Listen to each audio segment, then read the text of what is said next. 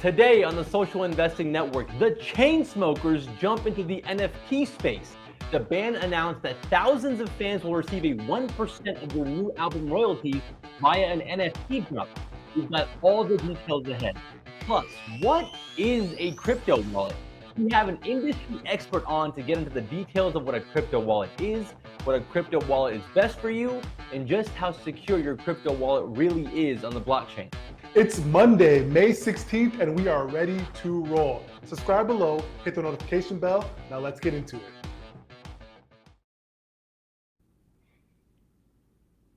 Happy Monday, everyone. Happy Monday, Zaid. How are you feeling today, anyways? Dude, feeling good. I am feeling good as well. Let's get into our first headline of the day. So, the Chainsmokers are sharing album royalties with fans via NFTs. Yes, the electronic music duo, the Chainsmokers, they're known to be Web3 innovators. And the latest example comes with the release of their new album, So Far, So Good, which will include a drop of 5,000 free NFTs that they will let fans share in 1% of the royalties. So those who receive the NFTs will receive notifications on a quarterly or semi-annual basis on the payment. And if they choose to sell the NFT, a smart contract, obviously essentially a computer program, will deliver a 7.5% of the proceeds to the Chainsmokers. So this is obviously, I think, a really interesting and cool application of NFT utility. Fans will not only get that royalty, but they'll get closer access to the Chainsmokers, the group. They'll be a part of like a private Discord, and they may as well be able to meet the group. So I think they've been leading the way into the kind of Web3 for artists, and they're pushing the envelope of how the application and how the technology can be used. I think this is one of those great examples, Nate, of someone trying to push the envelope, and I think it's a good example. Yes, I really like this, right? As far as the money is concerned, it's not going to be a lot of money for the NFT holders, because at first I was like a headline grabber. Oh my God, they're sharing 1% of the royalties. This has got to be a lot of money. Did a little bit of math, and it's 5,000 NFTs. Amongst those 5,000 NFTs, the 1% is going to be shared. So hypothetically speaking, if the album does $10 million of royalties this year, each NFT holder will get like 20 bucks. Oh. So it's not a lot of money. What it does do is, first of all, it's free to their fans. I think the fans have already been identified, so the super fans are getting it. Now they're gonna spread the word of this album to other people, which should help the Chainsmokers, get more royalties from this song being streamed, potentially lead to more people going to their concerts. I think as a marketing standpoint, it's really smart. As a community building standpoint, it's really smart. They're giving up 1%, but again, they're getting so much publicity from this, so much good marketing from this.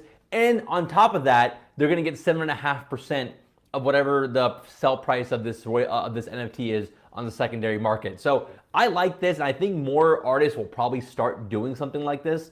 Now, I wish it was 1% of like their tours and their albums, so that'd be a little bit more money. But I think this is a good start, and we'll see if other artists adopt this, because I really think they will. Yes, I love the fact you mentioned the community building. That is a big part of this, because you mentioned there potentially will be a secondary market for this. Those first 5,000 people that get the free NFT could essentially, potentially, sell that NFT later on. And, who knows, what, if the album's even good, we can see if the album's pretty good, like there could be a lot of upside for people there. And also I do agree with you that more people will do this. Maybe they're tying different things, merchandise, maybe a percentage of like, sales and tours down the line. There's so much more that can be done. And I like that they're pushing the envelope to see what they can initially do with just tying the royalties to the album itself. Yeah, I mean, it's like having a fan base, but the fans actually have skin in the game this time. Yes, and this is just the start of that, right? Like, if it was an artist that I was a really big fan of, I would 100% try to buy something like this, because I'm like, I feel more attached to the fan, or to the artist. Yep. So a really good way, and I want to see how other artists are going to incorporate this, because this is just the beginning.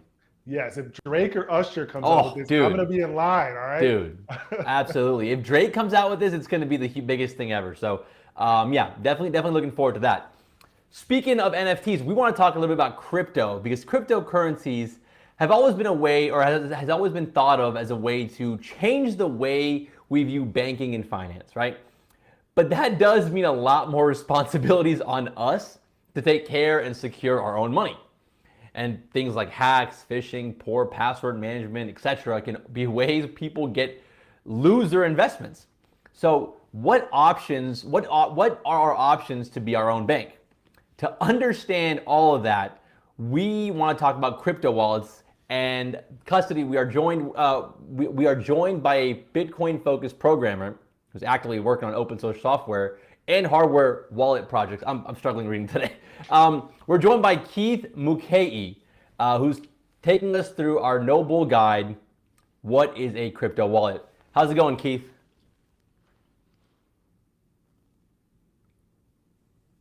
Hey, Keith, how's it going? All right, can you hear me? Yes, I got you. Hey, thanks for being on the show today. So I've been in crypto for a few years now, and I think I understand crypto wallets, but I really could use a refresher and maybe explain some things. Let's just start it off simple as, what is a crypto wallet? Yeah, well, I'm with you on that. I was a couple of years into playing with cryptocurrencies and even owning hardware wallets before I had any real gut feel understanding of how this all works. So the most important realization is that the word wallet is the biggest problem, the biggest barrier with understanding this. We need to throw out the word wallet. I mean, it's too late, right? It's been adopted by the industry. It's in the lingo. But when people hear wallet, they think, oh, my money is in my wallet. And if I lose my wallet, I lose my money. But that's not exactly correct in the crypto world. So it's inherently technical, but I'm going to do my best to make it understandable for just about anybody. But interrupt me and ask questions if I get things too confusing here. But unlike having your money in your wallet, in the crypto world, all of your value is visible to the entire world, right? The entire world can see, hey, there's half a Bitcoin sitting on this address. But the magic of it is that the cryptography is securing that value so that nobody can just go in and move it. They're like, oh, I would love to have that half a Bitcoin moved over to my side of the ledger. And I'm sure anyone on the planet would love to have that. But the only way to move that value is you need to have the exact secret giant number that the cryptography is based on for that specific address. And so this giant complex number is called your private key. And when I say giant, we're talking about like 70 digits long number. Like this is insanely big and complex. And that's the key to the security. If anyone else had my secret number, or if they could guess it, then they could move my value, around the blockchain. But a 70-digit number, good luck guessing. You can take all the computing power in the world and guess for the end of the universe, and you'll never get the right result, statistically speaking. But so the wallet, which again I hate this term, but we're stuck with it. Right. The wallet is where that giant secret number lives. So it's stored in your wallet. And this could be a piece of software. It can be a hardware like, you mentioned Ledger, Trezor, those sorts of things. But forget that distinction for now. Just the wallet concept is where your giant secret number, where this private key lives. And it's essentially a cryptography calculator. It can do the math to authorize your value to move around the blockchain if you want to. And it just applies the giant secret number, plugs it into the math formulas, out come the signed cryptographic proofs. And the cryptography level that secures all of this is way beyond my level of understanding. I think us regular folk, we don't necessarily need to understand how the cryptography works. We could certainly spend the next 10 years Googling it and trying to understand it ourselves. But, people way smarter than me have done the math and have assured all of us that it can't be, manipulated improperly. And there's billions or trillions of dollars sitting on these blockchains, right? If these secret huge numbers could be hacked, they would be. And, the value of the Bitcoin blockchain could be drained away without your control. But so the So wallet, I want to recap right sure. there first. People have money in a wallet. They have Ethereum, Bitcoin. They have their crypto in a wallet, and that wallet. In order to get access to that wallet, you need a private key, which is a series of 70 digits. And no one, it's pretty much mathematically impossible to guess those 70 digits. So I guess these hardware wallets or these other wallets that we have, they pretty much contain this 70-digit private key that gives you access to these wallets that you can then move your money around and do transactions with. Yeah, I mean, I would try to use the word access to your value, just so we get away from this confusing word wallet. Access to your value, got it. Right, this private key, when it's applied to the calculations, it now has control of your funds that live on the blockchain. So you have no money in your wallet, whether it's software or hardware. You just have the ability to move the public blockchain value that you can control. Using the wallet as your calculator, your cryptography calculator. But if you can go to like all these multiple websites, ETHScan, things like that, you can look up people's wallet addresses, is what I'm assuming, or these .eth addresses, and it shows you how much money people have. I guess what that's showing you is how much value that wallet that private key can control, right? Am I understanding it correctly? Yes. Gotcha. Okay, so that leads me to the question of, what is the difference between that, which you explained very well now, I really appreciate that. What is the difference between a crypto wallet versus the crypto that's living on an exchange? Or even one that's on my phone or a PC or a hard drive or something like that? Yeah, so what you have on the exchange is just a promise. The company that that runs this exchange is claiming, hey, Keith, you have a quarter of a Bitcoin and 5 ETH sitting on our exchange. We promise that anytime you want it, we can send it to you. But it's just a promise. It's just numbers in their database. There's no real cryptography behind it. There's certainly no private key that I can use to say, no, I'm going to take it from you, right? They control it. It's secured under their private key. I have no access to it unless they are giving it to me when I request it. So Keith, I guess the follow-up to that would be like, let's just say I've done this before. I'm on an exchange. I want to bring some money into that exchange, whether I'm using it to sell or something like that. They give me like an address to copy, and I can copy that, I'm assuming a wallet address, to transfer money into that exchange wallet. What's going on there then? So at that point, you are moving your value within the blockchain. You're transferring it to the exchange. So now, once that transfer is done, you no longer control it. It is no longer your crypto. You have handed over your Bitcoin. You have handed over your Ethereum to the exchange. You can sell it. You can trade it. You can do whatever you want. And then, but the value that they display in the exchange, again, it's just a promise. There have been shady exchanges where you send your crypto into the exchange, and the exchange owners who now control it, they go off and they gamble it somewhere else.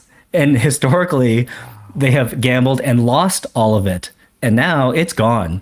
So the number that you see on when you log into their website, it might still say, hey, Keith, you have 5 Ethereum. I'm like, cool, I want to withdraw it now. And then they say, oh, hey, by the way, we gambled it all away. It's gone. Sorry.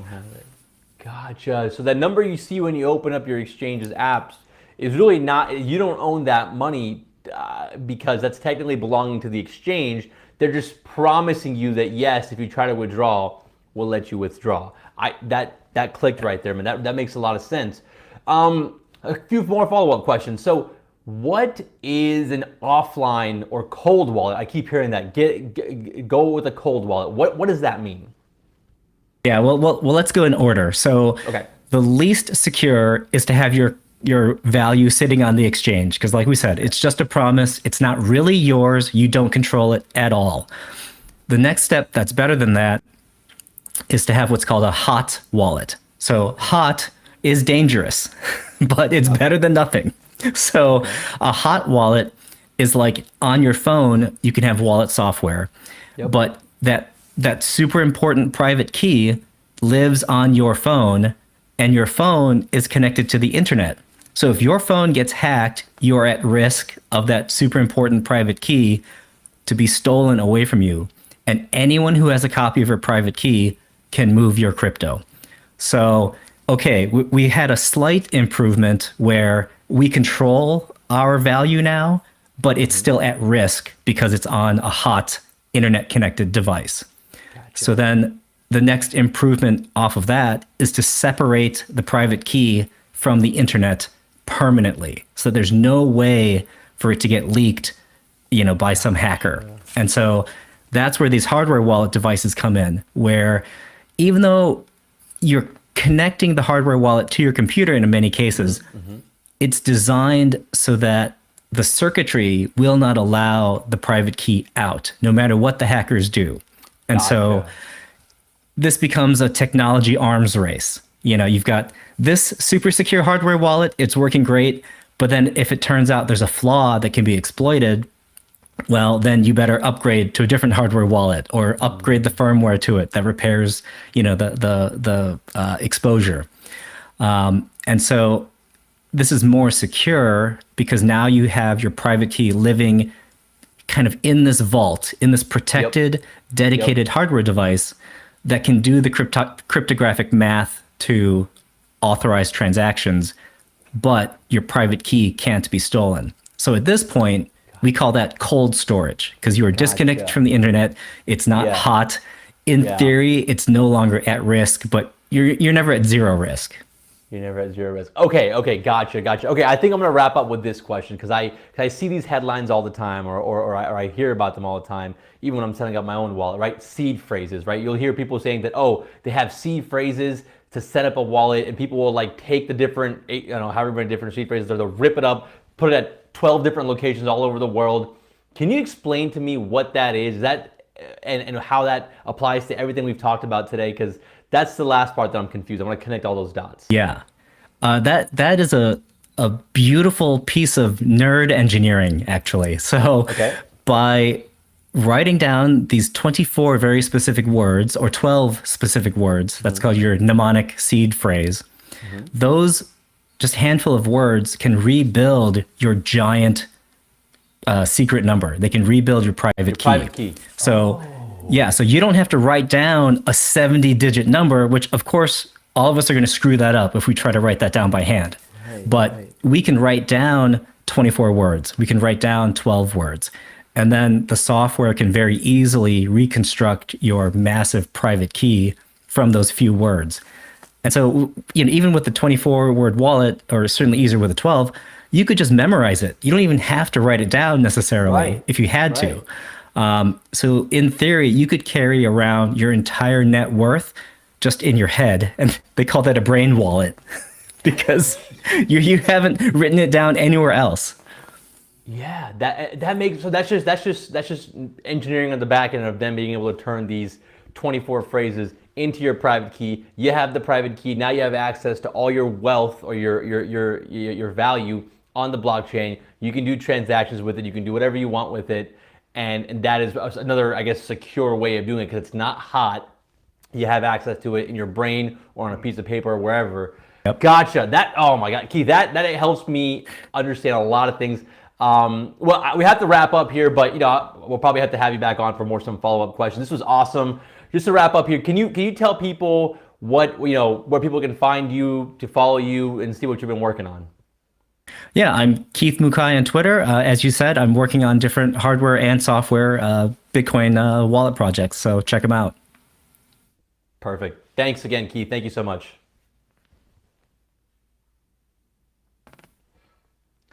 Delano, that was man, that was something. That was very informative. He just taught a masterclass on all the wallets. It was incredibly informative. What's crazy is, like, again, I've been holding crypto for a few years now, and I had the basics down, but he was able to really help me connect the dots and understand like the big picture of what's going on. And yeah, that was awesome. We have to have him back on because I learned a lot. We definitely need to have him back on. Brain wallet. I'm going to work on my brain wallet. Yeah. Absolutely. Okay. Today, we're joined by an Emmy-nominated host and interviewer who has covered a multitude of topics from social media, culture, and wellness. And now she's taken on the task of introducing the public to Web3 by talking to key figures in the space. Please welcome Shira Lazar to the show, folks. Hey, Shira, Hi. how are you? Thanks. I'm great. It's a Monday, feeling motivated, ready to get going. I am feeling motivated too here on the East Coast, so we appreciate your time. So we had so much we wanted to ask you, but first, one of the things that you do on your Instagram is you discuss the top 5 NFT stories of the week. So what are some of the most interesting NFT stories that you've seen recently? Oh my God, how high and low everything is. The Bored Ape Yacht Club coming out with their own like land and metaverse with the other like the other world, and also the fact that Moonbirds came about out of nowhere and then hit like 25 to 30 Ethereum. I won that in a raffle. The fact that, now the whole industry is down, and what do you do about that? I think that's a lot of what people are trying to figure out right now and what to invest in. But I think this is also a good time to now to come in low when these projects are at a low, right? Ethereum is at a low. And so if you wanted to get into the space, but it was too expensive, now is the time. Yeah, sure. You make a great point, especially for people that are doing their due diligence, their own research. Because obviously, on Yeah. one of our key phrases, we don't tell people exactly the advice to do, but we do tell them that this is an interesting space to check out and to please do their research and look if some projects are interesting. And I think from your standpoint, as someone I watched a little bit of your Instagram, you're pretty open and honest on it. And I think one of the things is, as speaking from as a black person, there is something that needs to be done to change kind of the outlook of the space. But what do you think we need to do to change and encourage more women and people of color to enter Web3? Because I think it's important, but what do you think we need to do specifically? I mean, we all know representation matters. The more we see ourselves in different spaces, the better. The more we feel like this is a safe space for us, we feel like it's possible for us. So I think that means being aware of the people you have in your community, right? Like if you're looking at your community who's buying in, if everyone's the same, there's a bit of an issue probably. And typically that's the issue, is also the team creating it is probably not diverse. So you need to make sure your teams are diverse and are inclusive. And then I would say also another step, who has equity? You could be hiring a lot of people that have diverse backgrounds, but if no one has a seat at the table who are actually getting equity, who are representing different communities, then that's an issue as well. So I think you have to be looking at it across the board. No, sure. That the equity portion is so important. That's something that I think is literally one of the key components that people skip over. Like you said, someone get a flashy title, a position, but getting equity really, really matters. And that's something that, we have to make more inclusive. And so speaking of that, like, what made you jump into Web3? You have a vast background of doing amazing things, but what made you go and pivot into working with an NFT in the Web3 space, Shira? Totally. Well, I came up, I would say, on the edge of Web 1, really Web 2, creating a company called What's Trending, where we cover social media, culture, and digital trends. So it's nothing new for me to come into spaces where I see emerging movements in media and tech and jump in as a curator and community organizer. And so I did it for the YouTube space with the influencer world and creating What's Trending and editorializing the space. And that was a very exciting time, right? And then I got definitely a bit burnt out and things were getting a bit boring. And then that's when I went on my own personal growth journey and everything. But as I saw Web3 emerge, what I saw is a lot of my Web 2 folks, the leaders in the space, moving into this world. And so, you start paying attention when you see folks like a Gary Vaynerchuk go in, perhaps a Randy Zuckerberg, Mark Cuban is starting to talk about it. You start paying attention. I mean, Alexis Ohanian, who started Reddit. And so that perked my interest. And then I was starting to get asked, without even trying, by a bunch of projects to support their projects in the space, whether it be to host Twitter Spaces. My wellness company, Peace Inside Live, got hired to produce wellness experiences inside a Discord chat for an NFT project. And so when you start seeing some I would say noise and energy bubbling up, you need to pay attention. And so that's what I did. And then I realized, wow, there is a wealth of opportunity right now.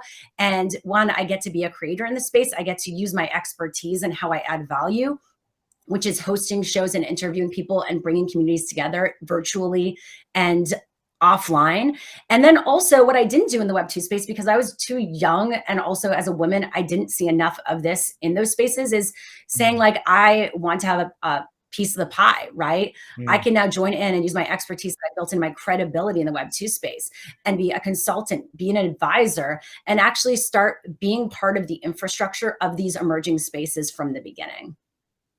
That's such an important point. I love the fact that in Web3, you said you wanted to use your expertise and skills to now have a piece of the pie. You mentioned a lot of cool celebrity names just now. We've seen a lot in the past year, a lot of celebrities get into crypto and NFTs. Do you think having celebrities involved will help or hurt the cause? I think that it always helps to have big names and big platforms bring credibility to the space. But then I also think that they need to, with that, hold themselves accountable and make sure they're doing the right research to make sure they're aligning with projects that matter and that aren't pump and dumps and schemes. I mean, we saw that with Mike Tyson. We saw that with Kim Kardashian. The more that celebrities do those things, yeah, there's going to be a lack of respect and a lack of trust. But the more people who have teams do the right things, the more we realize, just like social media, this is just a new space. And the more names that are part of it, definitely the more credibility will happen. But I think it's key that when they enter this space, they also bring in those who have been really part of the space in building the community. And so like that mixture between the authentic individuals who really care, have been around, and those who have names coming together is where I think the power really lies. But they need to make sure to do their research, because there could be a lot of issues and definitely a lack of trust as the space grows. That's such a good point. So speaking of doing your research, it is name drop time. Of all the celebrities you've spoken with, who do you feel is the most knowledgeable in Web3? And then also give me who you feel could do a little bit more research or needs a little help in that area. So I've seen a few great ones recently. Singer Miguel's actually getting to the space with some stuff soon to be announced. Baron Davis has done really cool stuff. He's entering the space, not just supporting projects, but actually building out a fund to support different companies in the space. And then there's women that I see doing really hot stuff, like Paris Hilton. She is living in the space. And then Reese Witherspoon and Eva Longoria also are really supporting projects and then looking at building businesses. They're smart. It's similar to what I saw like Ashton Kutcher when social media was coming up. There are going to be people that come in and that see that this is going to be big, and there is money, but there's also like the future and innovation to be had. And also for, Eva Longoria as a Latina, she's saying, hey, I want to, bring in more of that community and represent. And then, of course, Reese Witherspoon as a woman as well.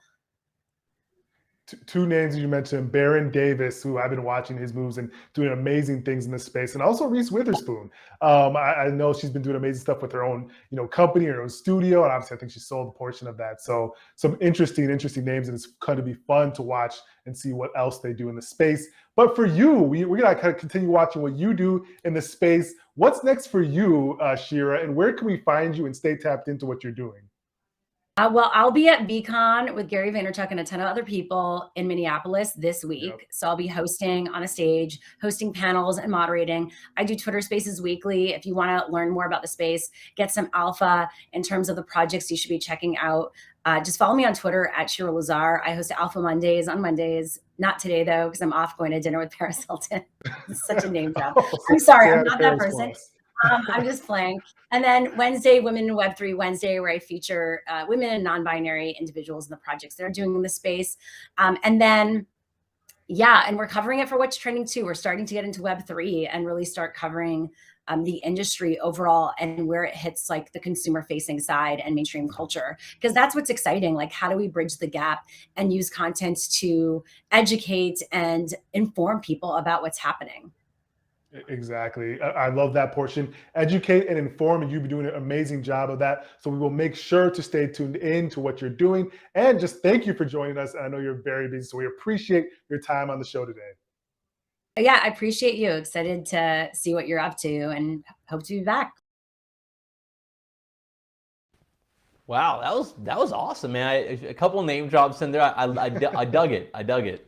Yeah, she was really informative and fun to talk to. So it was a good interview. Absolutely. Well, anyways, that's a wrap for today. Another great show, two great guests. Guys, we go live every day, so hit that subscribe button and be sure to join us for tomorrow. See y'all tomorrow. We out.